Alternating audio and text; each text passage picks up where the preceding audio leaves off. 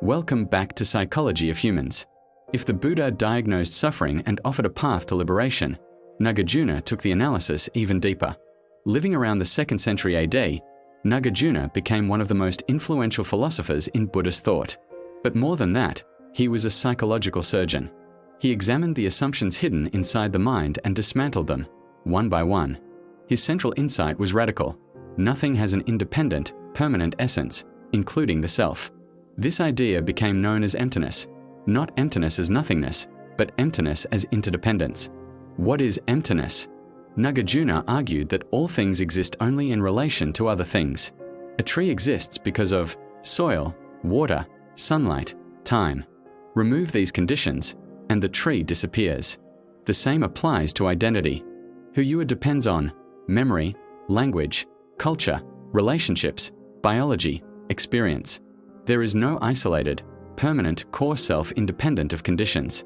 Psychologically, this reframes identity from a fixed object to a dynamic process. The error of reification. Nagarjuna believed suffering arises when the mind reifies, when it treats concepts as solid and permanent. We say, "This is who I am. This will always be this way. This is absolutely good.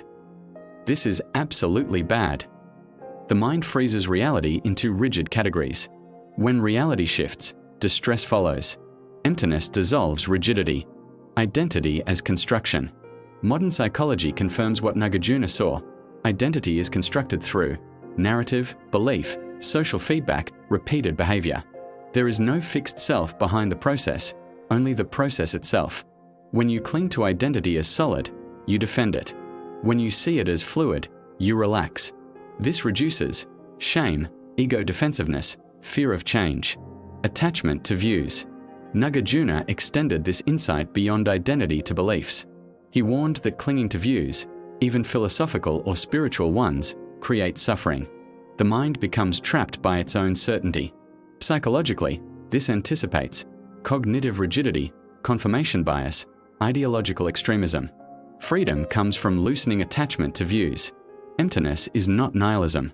Nagarjuna was careful. Emptiness does not mean nothing matters.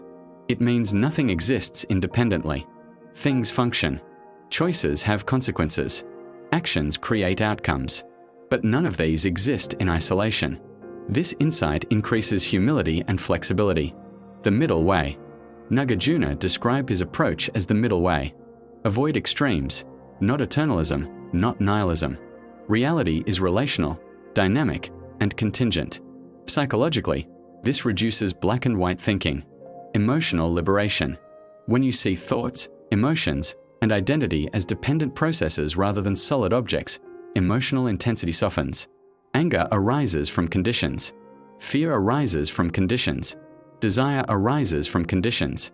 Change the conditions, and the experience changes. This reduces attachment and increases adaptability. Nagarjuna and modern psychology. His insights align strongly with cognitive diffusion in ACT, narrative therapy, identity flexibility research, mindfulness-based interventions, systems thinking. He anticipated the idea that suffering decreases when the mind stops solidifying experience. Why Nagarjuna matters today. Modern life encourages fixed identities, political labels, social categories, personal brands. Nagarjuna offers relief. You are not a fixed thing. You are a process unfolding through conditions. When identity softens, conflict softens. Final thought. Nagarjuna teaches that suffering comes from mistaking mental constructions for solid reality. The self is not an object. It is a movement. Beliefs are not absolute. They are perspectives. When the mind sees this clearly, it becomes lighter. Emptiness is not void.